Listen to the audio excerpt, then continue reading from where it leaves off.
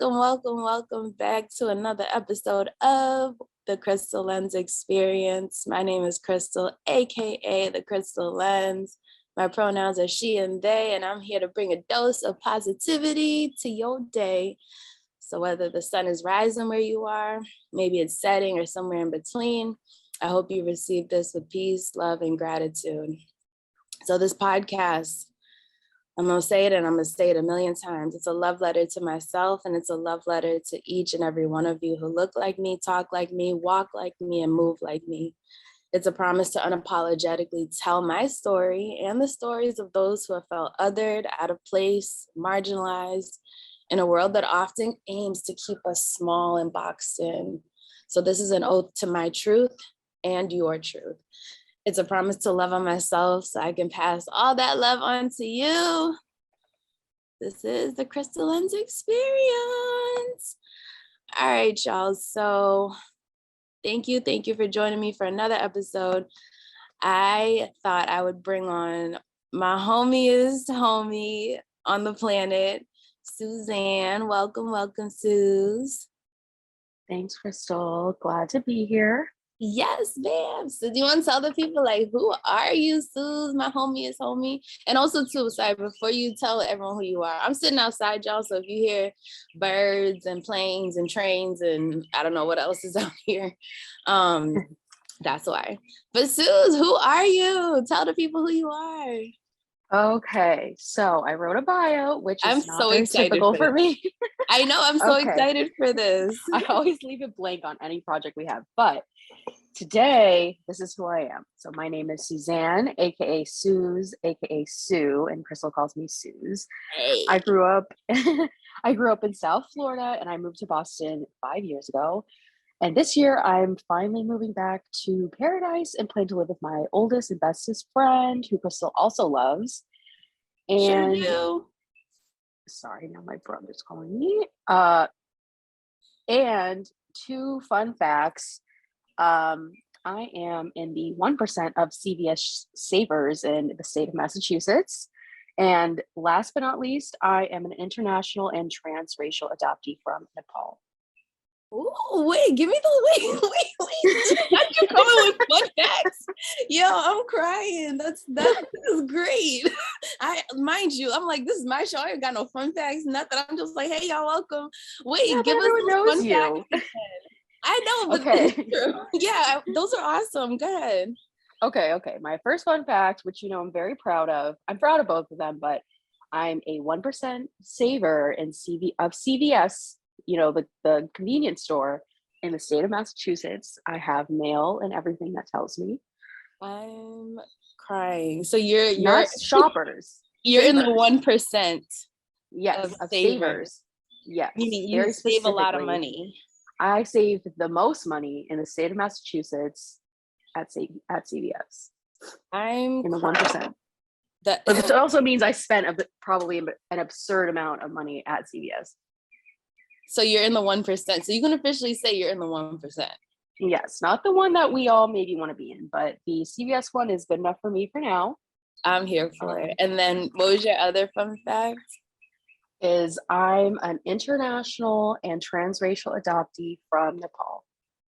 Ooh, I don't think I've ever heard you describe yourself that way.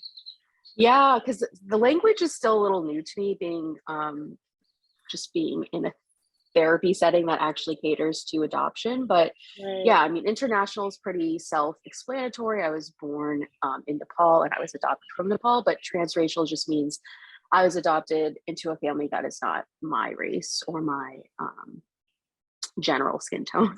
Right. Racial. Yeah. General skin tone. I'm crying.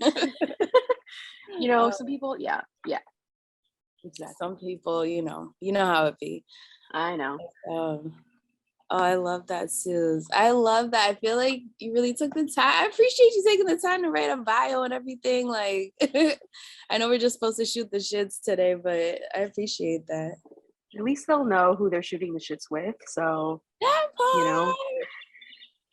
That part. Well, let's hop right into it. So let's just start real quick, Suze. What are you grateful for today?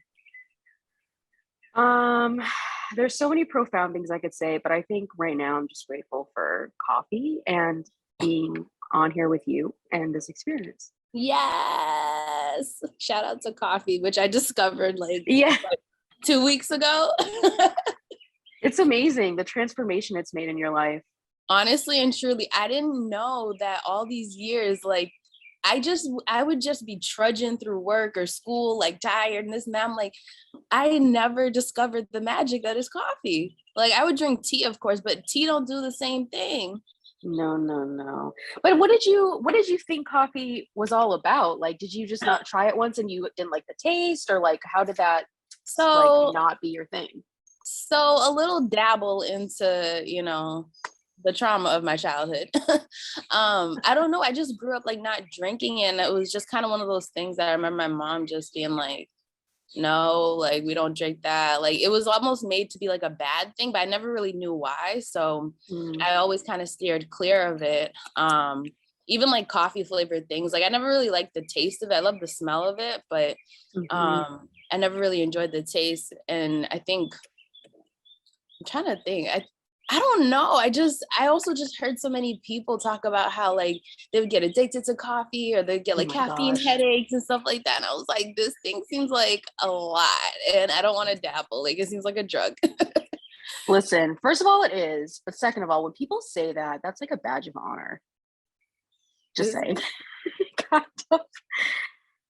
Tell No, me they're like, more. oh, because I just feel like lots of people like to, I mean, we're almost doing this now. Like, they like to make coffee a part of their personality. So then it's like, yes, I get these like crazy, I have crazy addicted to coffee. And meanwhile, it's like you are drinking like a cup or two a day. And that's just, not Right. necessarily addiction, but totally understand. I am one of those people I've told you about. I'm very caffeine sensitive and I get a ton of headaches, or I get a really bad headache if I don't have my coffee. But I wouldn't say I'm an addict. I just would say I am a better person with coffee in me. Okay. Whatever helps you get through your day, okay? Thank you. I Oh, appreciate it. of course, of course. I'm I'm grateful for you, of course. I'm grateful for our friendship. I feel like our friendship is like probably one of the healthiest like friendships I've ever had, if I could say Oh, that.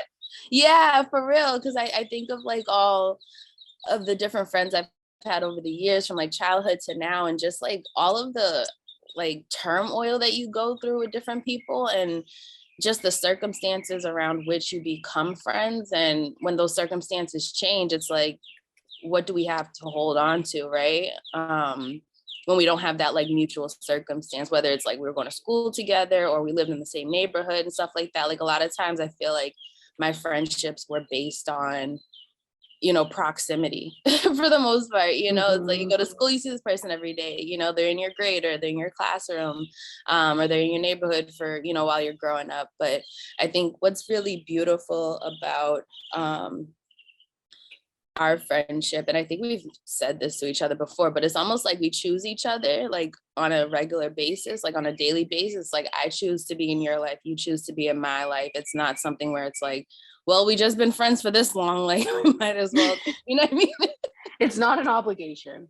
Yeah, it's not an obligation. And I think that just feels really nice at this point in my life to kind of just, the dust has settled with a lot of like other, I think, friendships and relationships that I've had, whether it was like romantic or platonic, but, you know, over the last, almost 10 years, it's I like know. It's you've been 2013. consistent. 2013. Oh my gosh. Well, oh my God, we're actually next year. That's so crazy. Yeah, we're gonna be 30. What? It's gonna Dirty 30. be 30. I'm excited. I'm so excited. But we should tell the people how we actually met, because I think that's like a really dope story, personally. um, are we going to talk about Salamanca? I guess we have to. We have, oh God, yeah, we have to. I All hope this- you can somehow like insert the picture, but I will Yeah. absolutely do my best. I want to have like At least resources, like a resources list of like, hey, here are some links and photos of things that you can, look along with as you listen to the episode. yeah, I just for I won't speak for every episode, but at least in this case, it's worth seeing a picture. But yeah, I met Crystal. We were in Salamanca, Spain. We're studying abroad through Suffolk, which I didn't go to Suffolk, but Crystal did, Catholic and that's University all. in Boston, turn Yeah, up. yes. And being from South Florida, I didn't know anyone from Suffolk. But on our first like excursion as a school, I guess, we went to Salamanca. We saw this really cool farm. And at that farm, they had this area where like, um, they basically test baby bulls to see how violent they are so that they can later on be, bred or like pipelined to the bull rings. So during that experience, we had the opportunity to go and experience one of those little baby bulls that aren't so little. That And aren't I so thought little. they're not. It's like if I tell you it's a baby bull, you see the picture, and you're like, oh, um, yeah. So I And thought wait, it was hold one of on real those. quick, Suze, before you Okay. continue. Because I'm like, there's certain things that I we need know. I'm to like, you leave have to out. fill in. I got you. So first of all, we're in Spain. We've been in Spain for how long? Like a week? Like a week. Like a week. Like here we are, all of these students, from different, for the most part, we all came over from like Boston, Suffolk, Madrid, all that good stuff. But then there was like students like Suze who came from different schools and stuff like that we interacted with. And when we went to this trip in Salamanca, this was my first introduction to Suze. Proceed. Okay. Yes, we had not talked. I actually did remember you and your little squad because I remember you guys were late for something, like one of the first orientations. Uh, And then all like five of you walked in, and I was like, okay. that That was sounds so that was like my spot on. that was my very first impression of you guys, but I didn't know you guys. But okay, it's flashback. Okay, fast forward, sorry, to Salamanca. We get to this baby bull ring, and I thought it was something that people just participated in. So I was like, yeah, I'm gonna go in. But like I like squeezed my way through, could barely even get through that. And I thought other people were gonna follow because I already seen a couple of people go in. And I was like, okay, maybe other people are chilling. I look behind me, no one's following me. And I was like, oh, okay. But I'm committed, so I'm already in. Right. And I'm And just let going me say to this before you continue even further. I was in the stands minding my magical black business because there was no way in heaven and hell that I was gonna go in a ring with a bull. Like my senses just told me no. But Suze was a lot more brave than I was, of course. And she went in. And what happened, Suze? yeah.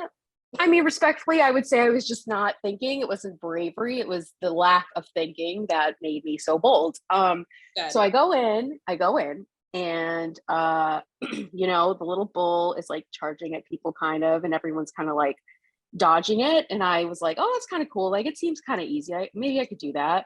And I'm approaching the bull, and it was like I said, it was charging towards people, and then all of a sudden that bull looked at me and I looked at the bull, and then I was like, oh shit. And I started running.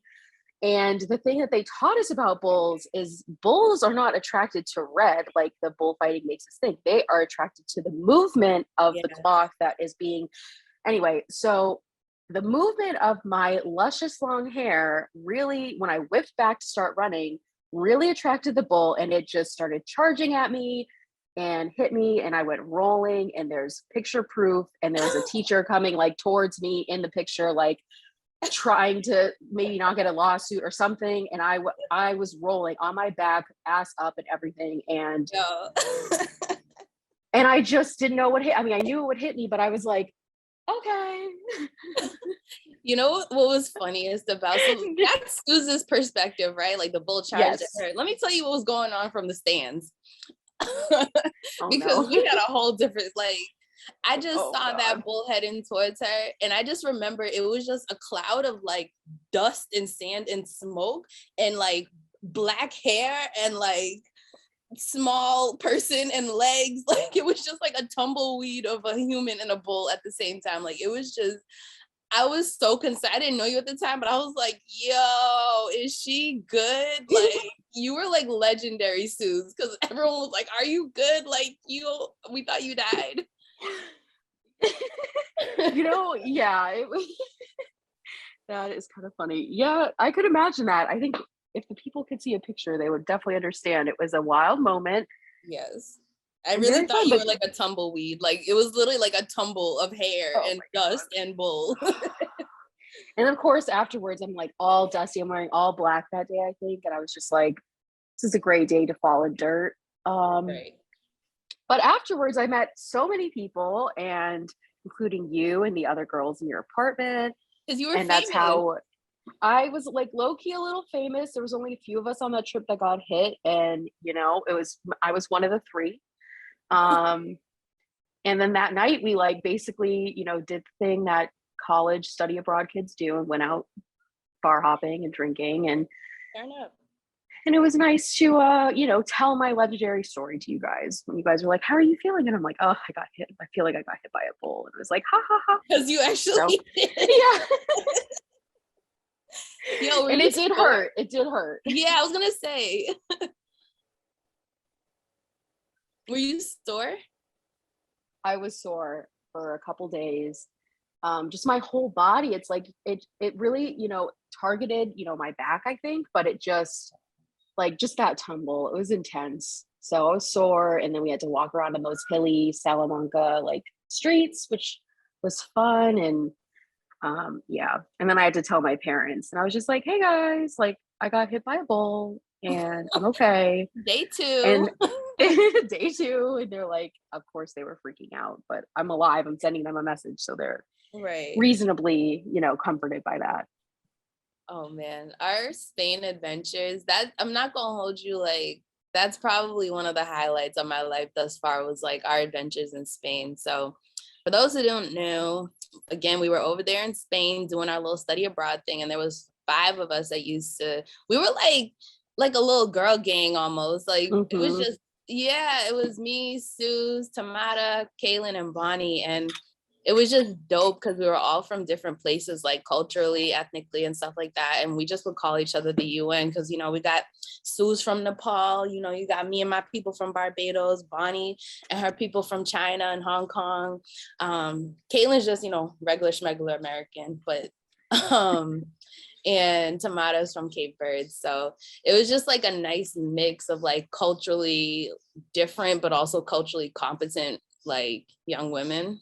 So I loved it. I loved it. What was the highlight, Sue? What's like one thing that like stands out for you besides the bull, of course, and your tumble?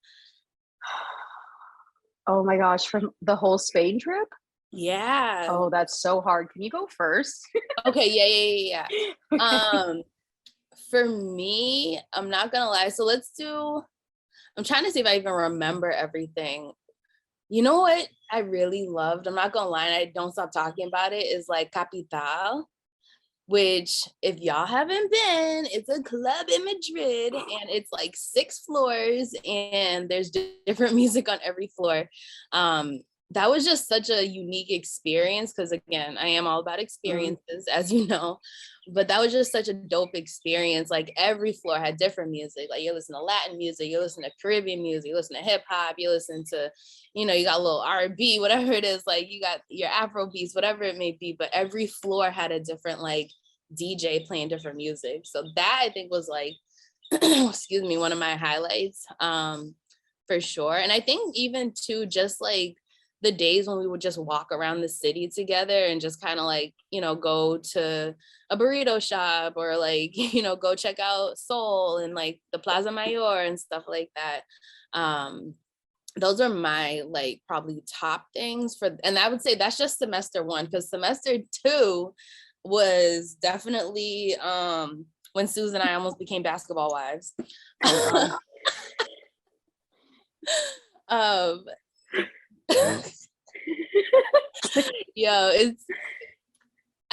Listen, let me just say this. Sue's done brought us 2 basketball players, and ended up when we ended up on a bus, 4 hours taking a ride to a basketball game, and it was an interesting evening. Because I know Yusuf had like an interesting way of even like meeting him or whatever on your plane, right? Yeah, we met on the plane or before the plane, when we were just sitting in the little, waiting for the plane. And how did he catch your attention? We're not gonna say his name, of course, but Oh God, no. But yeah, I just thought he was interesting because he had this like big, like, I don't know, lunchbox or cooler or something full of like American snacks, and he was just like eating some of them. And I was like, he's really prepared to like, it's like not like Spain doesn't have any good food or snacks, but right. he was just He thought he was really, going to a different country that didn't have anything. yeah. And for the most part, I mean, he couldn't speak Spanish, and I get it. He's like, I don't know if I would call him world famous, but he was like a rookie basketball player. And two fun facts really. That was like one of the worst basketball teams in the entire European League. Shut up. I didn't know that. Shut up, Suze. I'm like, I can't remember. What? You remember the name of the team? I just remember the name of the city. It was Valladolid. Valladolid. I will never forget that. Valladolid. But anyway. And if anyone from Spain is like listening and they don't think that's true, I could totally be making it up, but somehow that fun fact stuck with me for the last 10 years. So yeah, if it's not true, let us know. Too, dudes I think they played for Nevada or something like that. And I'm like, ain't nobody really checking for Nevada. Yeah, he did, but he was just there as a rookie and then, went into international, and that was kind of cool. And then the other guys, we have no idea anything about them. I couldn't even remember their names. Yeah, I remember. I remember both of their names because I don't know, it just stuck with me. But it was just so interesting because like here we are in my apartment. This is before we left to get on this bus ride.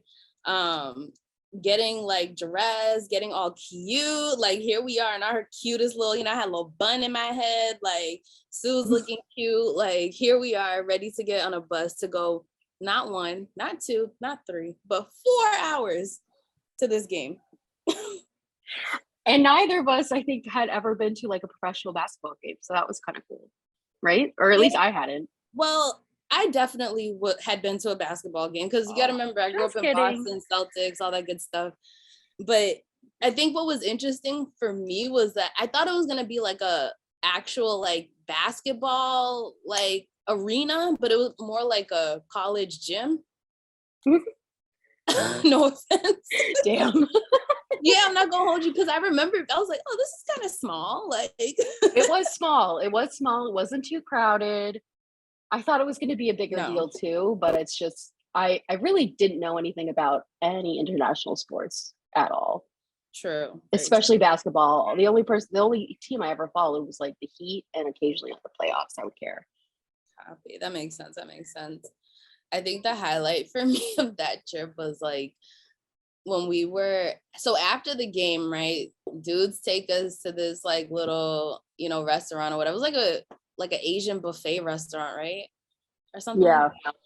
And I just remember like they were the 2 tallest things within like a 50-mile radius. Like, oh yeah.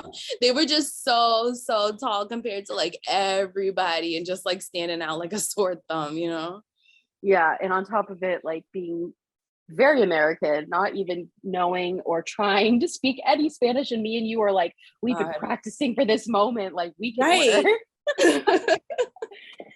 Yeah, that was the other thing. So I feel like I really tried to take advantage of that, like, just learning the language and, really immersing myself in the culture. Because there were so many people that like we went over there with who like just didn't want to learn Spanish or like would actively look for places that like spoke English. And it's just like, well, what are you here for? Are you here for like an extended vacation, or are you here to actually like learn and be part of the culture,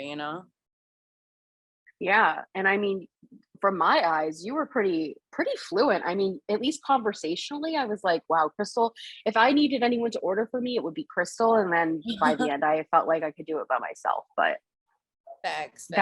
you were really like a strong Spanish speaker. Oh, I appreciate that because I've always felt like mine wasn't like the greatest. 'Cause I never like fully understood everything, but I like my brain could always like translate really well, which I appreciated. So Hmm. yeah, I tried to do my best with that. So I'm happy I was able to help you, Suze, Of course, of Yeah. course. Um, I'm trying to think, was there anything else about our basketball wives adventures? There could be so many things said, but honestly, forget those people. Like, Forget them.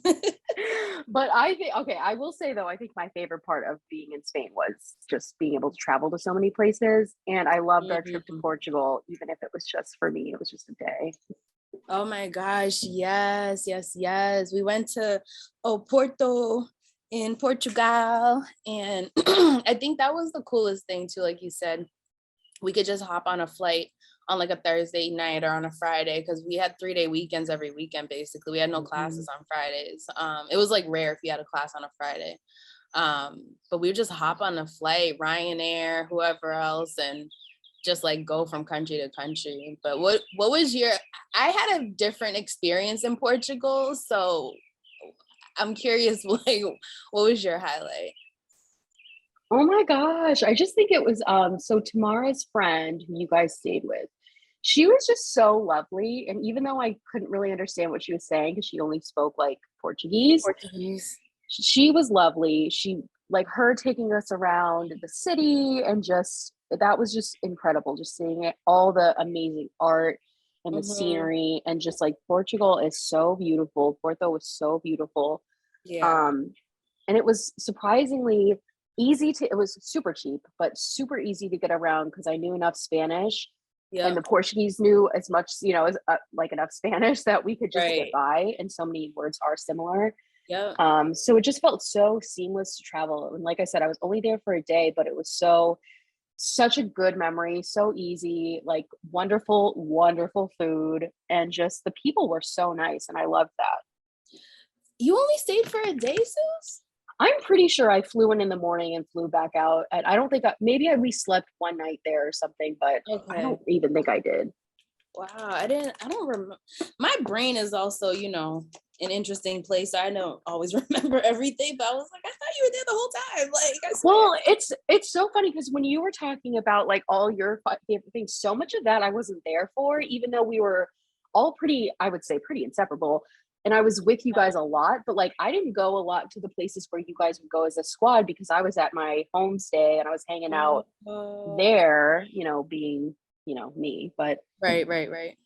But then I would come meet up with you guys maybe after you did something cool and be like, Oh, hey, 'cause that's true. That's very true. Yeah, because we lived in an apartment, like me, Tamara, Bonnie, Caitlin, we were all in the same apartment, and then Suze would like always just come over, like from her host family. How was your? Tell me about that, Suze, because I didn't have. Well, let me tell you about my Portugal experience, and then I want to hear about your like homestay experience because it was obviously like very different from me living like in an apartment. Mhm. In Spain. But in Portugal, the one thing that I remember, besides we did like face masks or something like that, which was cool. We had like a girls' night. But two things. One, we went on a boat on the river and it was just like so beautiful. Like it was just so peaceful, you know what I mean? It was just such a breathtaking experience. And that's why I'm like, everyone, if you can, just travel, just travel. But the other Mhm. thing that really stood out to me was that people kept wanting to take pictures with me because Oh my gosh. hair was in a bun. So I had like single twists or whatever, and I would always put it up in like this beautiful big like round bun. And like people would always they'd be like, oh, a crown, like, and then they would like want to take, can we take a picture? And I was just like, okay, like it became like a Oh. spectacle. And like it's interesting because the same thing happened when I went to Korea a few years ago. It was like the same kind of like concept that kept happening. Um, but yeah, that's just kind of been like a traveling thing. I think with me is like I go to these like really foreign places that like don't necessarily always have people that look like me, which I totally love because I like occupying spaces that people don't expect, like, black and other people of color to like exist in, right? Like Yeah, I'm pretty sure for a lot of them, it might have been like their first time seeing a Black person, but definitely a Black person with my hairstyle for sure. But yeah, those are my highlights of Portugal. See, a very different experience. Very different. Very different, but still lovely. Yeah. Yeah. But tell me, Suze, about how was your experience living in the homestay? You know, because you had an actual host family versus like we just had, you know, almost like a roommate situation. Yeah, I mean, it was cool. It's just my Spanish, I realized the second I got to the homestay was not as strong as I thought. Mm, I, me and you have a mutual friend, Carolyn, who I grew up with my whole life, and they're Colombian. And I had thought I really understood a lot of Spanish because in their family, in their like unit, I really do understand what's going on. right, Um, and so that was like, I was like, I could go to Spain, it'll be fine. I've been listening to Spanish my whole life. I have not necessarily studied it, but right. it is what it is. Close enough, yeah.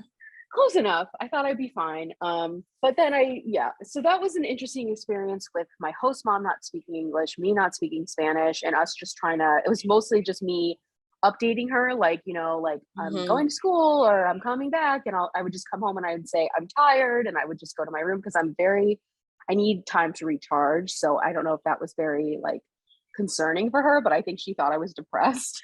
Oh God. And you're just like, no, Yeah. I just like my me time, baby. That's it. Yeah, I'm just like tired, and I just don't like want to be around you.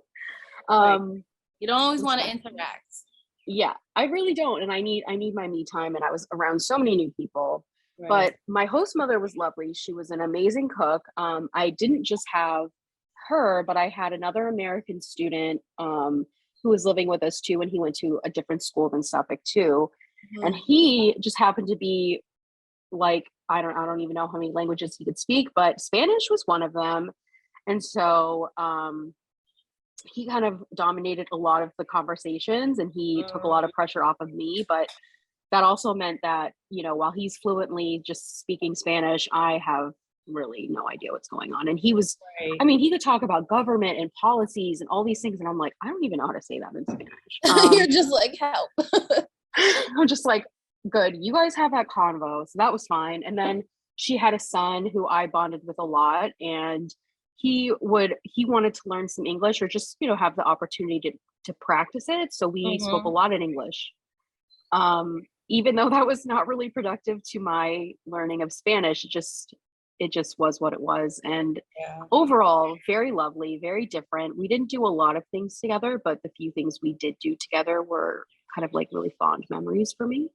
I love Um, that. but it was so nice to just like come home and you have a home cooked meal, or you wake up and there's coffee and like a melon or coffee and a A yogurt ready for melon. me. It's always a melon for dessert or for, breakfast, little Right. sandía. Um, yeah, it was really lovely. And I remember the first day distinctly that I was like there. She like poured me this huge glass of wine. It wasn't in a wine glass. It was like cut with water in almost like a regular water glass, but it was huge. Mhm. And I was like, am I supposed to drink all this? Like, is this legal? She's trying to get you. I know. I was like, oh, this is like kind of a huge glass of wine that I wasn't expecting to drink right now, but I'll take it. Hey. Thanks. Yeah. I love that. I love that. Did you guys like as a family, did you travel places or go anywhere, or like was your all your interactions with your host family like at the house? Yeah, mostly at the house. I think we had an idea once of going somewhere. And for whatever reason, I think, we traveled, every weekend practically Right. between me and the other American who was staying with us. So it couldn't align for us all to do something together. But, Mhm. me and the two boys would like go out for drinks, and we would go around the city and stuff like that, whether Mhm. all three of us or, me with one of them. Right. Um, and my host mother actually took me on a spa day once. I remember Oh, that. I know it was so random. I didn't know it existed, but it was like this kind of like public like spa house, and had all these types of like pools and just water pressures and just yeah. saunas and really cool things. And it was really nice that she took me, although I had no idea what I was really going into because I couldn't understand her. Right. But it was lovely either way, and it was something I remember very fondly. And just I always think of like, I want to go back to that spa. It was so nice. I wish I could find something like that in America. I know. Um, and that was kind of it because we just, I was mostly traveling. I feel like, or with you guys. I know, that's so true. Oh man, good times, yo. When I tell you, that's one thing. Like for those listening, I don't know if you're in school or whatever it is, but if you do end up going to college, try to take advantage of every experience. I feel like I can only speak for myself, and maybe you feel the same way, but I feel like I really took advantage of the college experience from like top to bottom, from like the time I got there till the time I left. Like I did as much as I could, and I know it's also like it's a privilege to be able to study abroad. Not everyone is financially in a place to do that. But if you are, like, take advantage of it, go see another country, especially like while you're a student. It is so much easier to like travel, and I feel like it was just so much cheaper. Like maybe that was just me at the time, but I feel like looking back, I'm like, if I try to do all the stuff I did back then now, like it would cost me an arm and a leg. Oh yeah. Oh yeah. Yeah. So Yeah. definitely like take advantage of everything you can for sure. The other thing I wanted to like touch on real quick was, do you remember I had 3 jobs? I vaguely remember that. I remember there were like the kids. I remember my little job too. Like, what were your other jobs? Okay, so I had like 3 jobs because I'm Caribbean and we don't know how to not work. Like that was my biggest thing. I was like, what do you mean I can't work while I'm over here? I don't understand. How am I supposed to bring in money? Like I just It's remember being so illegal. flabbergasted. I was so flabbergasted at that. I was like, I don't comprehend. But so basically how I got my first job was one of the students, he was a senior. He had been there, I think, all 4 years. He was a senior and he was teaching English to a family. It was a dad. I don't know where the mom was, I'm not gonna lie, because I never saw her ever. Like, and I would go over there like in the evenings and stuff like that. So I don't know if she just didn't like live with them or something happened, but it was the father. There was a son who was probably, let's say, like 6, and then like the daughter who was like 5. And I would go over and teach them English. And for the kids, we would play like different games, do colors, numbers, and stuff like that. And then with the father, I would kind of go over a lot more business, business English, like, little acronyms. I remember when I first taught him what ASAP meant, like as soon as possible. He was like, ASAP. He kept saying it like it was like an O in there, ASAP. I was like, yeah, ASAP. He was like, what does this mean? I just remember that being like such a funny thing that he was kind of struggling with it at first. He was like, wait, I don't understand. But yeah, I would create like little lesson plans for each week when I would go over there, and they would pay me just in cash. So that was job number 1. Job number 2, I was babysitting for a family who lived like maybe like an hour away. I feel like it was a pretty long train ride because I had to take the train and then I had to take a bus after that to get to them. But I would just babysit them like when the mother needed to go out or she just needed to get stuff done in the house. And there was 2 little kids. I forget their names, but they were adorable. One was like, say like 6, and the other was like 9 or something like that, 9, 10. But yeah, it was fun. It was such a different experience. And, I love working with kids. Like I love doing education and, that kind of work, and to make it like fun and be able to like play with them was like so awesome. So that was job number 2. And then job number 3, I would go over. So this was actually the closest job I had because it was in the same building that I lived in when I was in Spain. So when you came into our building, you went up the stairs, like first like set of stairs, and there was a left side and like a right side, and it was basically like 2 buildings in one. But this guy, he lived on the other side of my building, and I think he was like, we were coming in at the same time or something like that. And I think I would like always see him and just kind of like wave and say hello and stuff like that. And then at one point he kind of stopped me. He was like, hey, like, I'm looking for someone to, come and like, play with my son, like, and just, talk to him in English and stuff like that. So I would just go over there and play with him and have him, we'd play trains, be like, what's this in English? He'd be like, train, colors like blue, red, like all that good stuff. So, and I would just get paid in cash by all those three different families. But I kept that going because that sustained me second semester for sure. But yeah, I think those are my three jobs. Wow. I had one that was similar, but not really, because you really were interacting with a lot of kids. I interacted with these siblings who were obviously part of a family. Right. And I only mostly contacted with the girl. I would go to their house that was actually outside of Madrid a little bit. And so it was like commuter rail type of stuff. Right. I showed up there. I just remember the first time being terrified. I had no idea where I was. I didn't speak Spanish. I didn't have a freaking phone or a GPS. Right, because our phones didn't have freaking like service. It's just and we had a flip phone from the school. That's it. And I just remember I did not have my shit together like you did. No lesson plans. I just showed up and had conversations with them, and then I got paid and I left. And the girl and I still follow each other on Instagram, so it's cute. Like I get to see a little bit of what she is now. Aw, I love that. Yeah. I wish I was still the guy who lived in my building. I still chat with him on WhatsApp every now and then. He'll send me videos. Like since I left Spain, they actually had another kid, a little girl. I think the wife was pregnant or something like that when I was there. But he sent me a video of the little girl, and the little boy's name's Javier. And it was them two saying, "Hello, Crystal, how are you?" It was so cute in English. I was like, "Oh," and she was saying it too, and she don't know me, but she's in the video like, "Hello, Crystal." I'm like, "Oh, my heart." My little heart. But it was such like, even to be able to do that, like I love the impact like that we had while we were over there. You know what I mean? Like even though you just went over there and taught, and just spoke English, you weren't really like teaching like I was, but like it's just so dope. You know what I mean? Like they actively wanted to like learn English, and like I wish that same thing was like here, where people were like more eager to like learn another language. Totally. Totes my goats. Totes my goats. Because Lord, this country, I swear.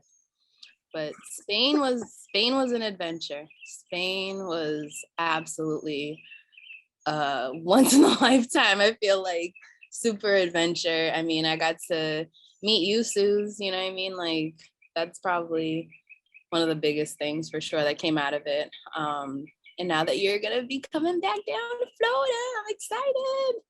Oh my gosh, Crystal, we missed the most important part of our story. Oh God, what's that? Is that upon meeting each other and getting to know each other, your dad lives 10 minutes away from my old house in Florida. That's how we got to have, I mean, yes, we were friends in Spain, but we saw each other practically at least a couple times a year, like afterwards, because whether I went to Boston or you went to Florida, like I was in Florida a lot. Yeah, and that kind of blew our minds because I was like, your dad lives where? And I was like, dude, that's literally 10 minutes away from my house. I know exactly where that is. Yeah, and Suze you would come get me. Oh my God, you would come get me, pick me up in your car. We would go on our little adventures to the beach or wherever, kayaking. Lord, Suze took me kayaking. But did you love it? No. I did. It was definitely an experience. I didn't hate it. Well, you didn't capsize. That's good. I didn't capsize. Also, I probably wouldn't have gone if I really thought about the fact that there could have been alligators in that water. No. Yeah, I mean, I got a cool Instagram photo, so I captured the moment. We'll see if I do it again. But yeah, it was definitely an adventure. Yeah, oh my God, yes, it was literally like living around the corner. That was like the best thing ever. Like I was like, you live where, friend? Okay. It is on and popping. So I feel like our friendship was like really meant to be honest. Like everything aligned like so perfectly, I know. And we did have a few like a year or something together here in Boston, 2 years? Yeah, absolutely. Yeah, because you moved up to Boston when? May of 2017. Yeah, and I had just moved out of my mom's house in 2016. That's when I had my apartment. Um, yeah, so we had a few years because I left Boston in 2018. Mm-hmm. So Oh, we I guess had, it was just like a year. was it only a year? That's so nuts. You Yeah. know what? I think you know what it is though, Sue? I think it's because we kept seeing each other, like whether, like you said, whether you come to Boston or I would be down here in Florida, like we would see each other frequently. Or So New I feel like, York. yeah, or New York or wherever. Oh yeah, true, New York. Oh my God. Yeah, because I think I only visited you like once, but then you would come to Boston a lot. Yeah, that's true. But we always saw each other, even if we weren't like living in the same city, which I Mm-hmm. totally love. Totally, totally love. But yeah, I love it. I feel like I said, like this friendship feels healthy. It feels like something that's aligned. Like, I don't think we've ever even had like major disagreements. Like, I mean, correct me if I'm wrong. Like, the only time I really remember us, like, not even like it was just more like button heads, but we were trying to like say the same thing, but we were saying it like differently or something like that. You know what I mean? Like we were both trying to say Mm-hmm. the same exact thing, but it was just like, okay, you're saying it this way and I'm saying it this way, but we're getting to the same result. But yeah, I don't think, I mean, my brain is also, not the greatest, but I don't remember ever having like any like major issues with us.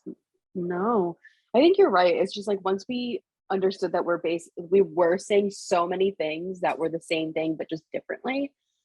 That was actually a really powerful skill I think we developed with each other because it just kind of helped us to just be like, okay, we're on the same side. Like, let's just chill out. Yeah, it's like, And not that we weren't chill, but just that, like we're just going in circles. yeah.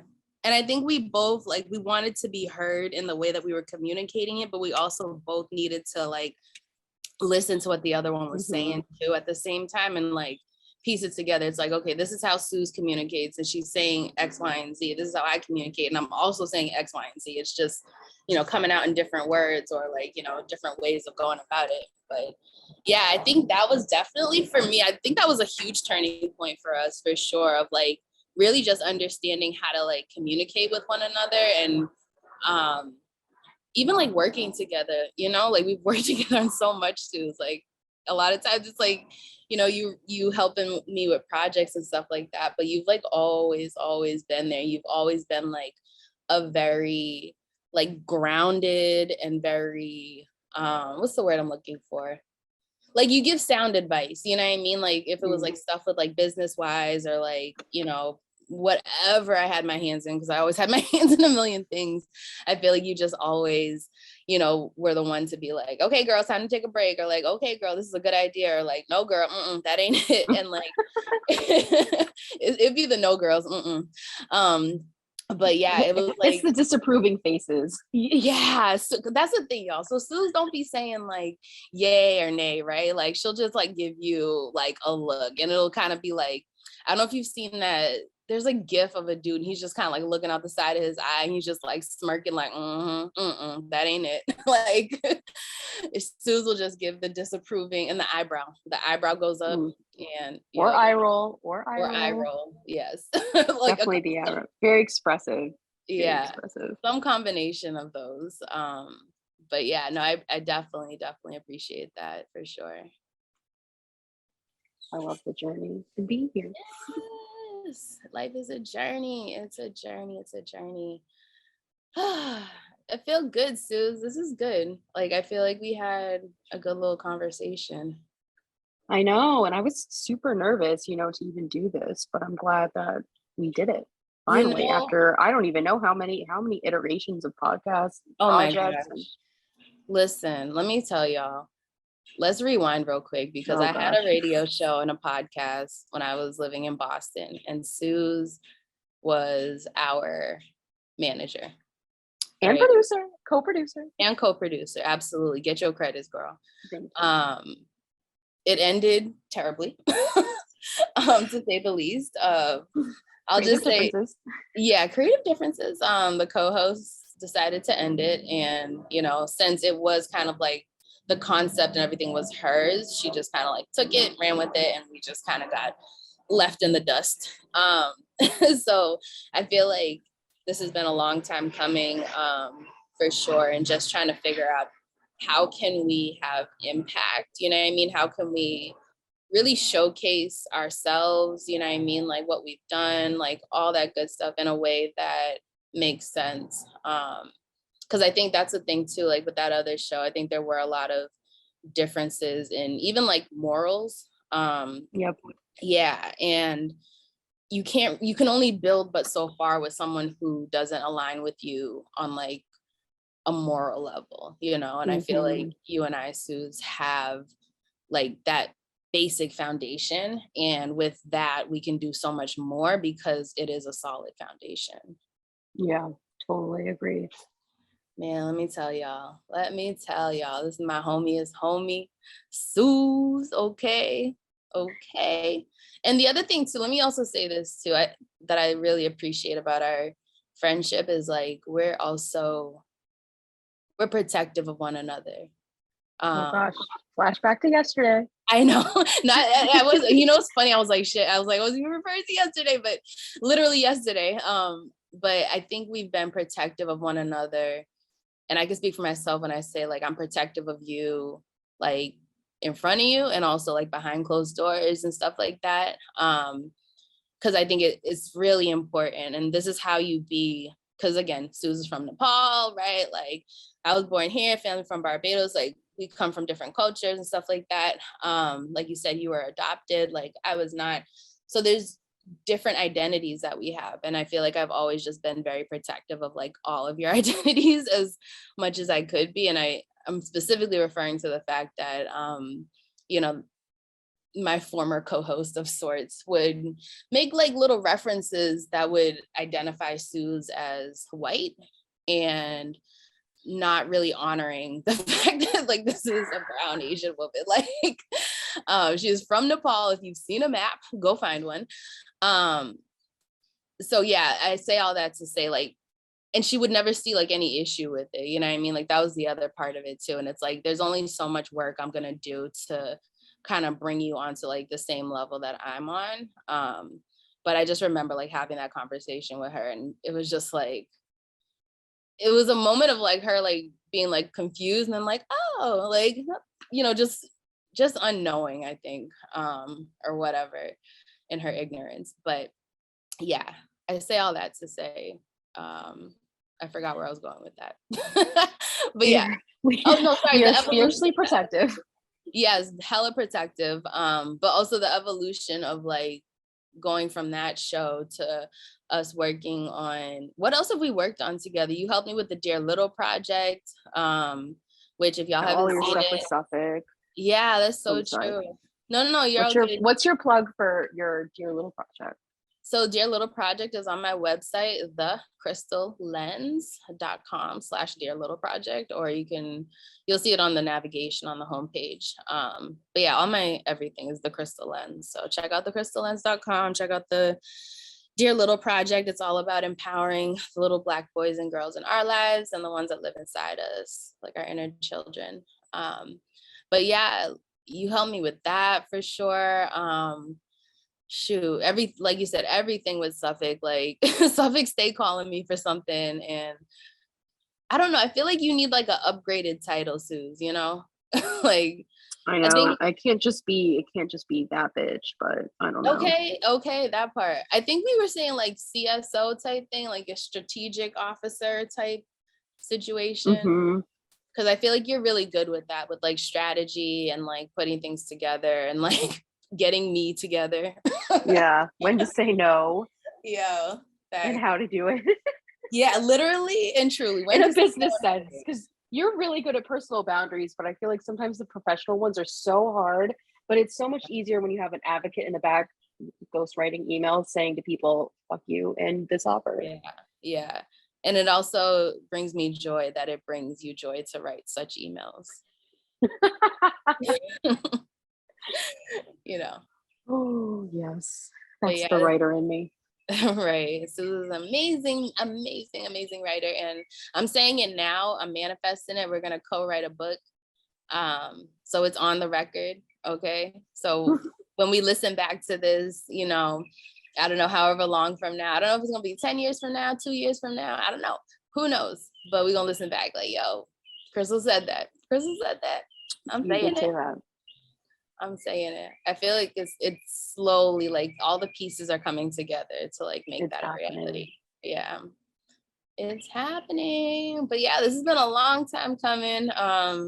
This won't be the last time y'all hear from Suze, of course. Is there anything else, Suze, that you would like to add about either our friendship or whatever else I was babbling on about?